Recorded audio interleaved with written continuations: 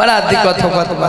ये तो अब वही मोबाइल पर गवात हो कांटा रखाई तो आटा मेरे कोई बोलता ही रे फलनवे के चलल है फलवनवे के चलता ही रे कहनी कि नहीं रे भाई छोड़ दे रे भाई नहीं तो लगभग सब पिटाई रे बा।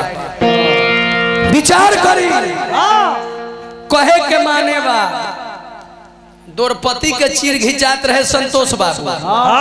हम मंच पर लाइव होके चाहे कुछ हो हम खुलेआम बोले हाँ जी हम जनता पर खुद इलाज वीडियो भागेला मिलियन के मिलियन तो जनता नु सुनेला। और औरा के कोनो ब्यास बोलैले बा हमरा के कोनो ब्यास बोलैले बा जनता बोलैले बा लायदार बोलैले बा।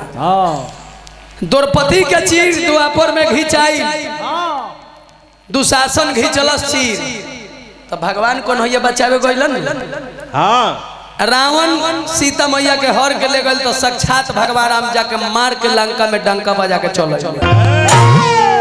आइए कलयुग में डेली हमारा रौरा माई बहन के चीर घिंचात बा भगवान आवत काहे नहीं खनावत भगवानों के विश्वास भक्त से उठ गइल बा आ भक्त के भी विश्वास भगवान से उठ गइल बा।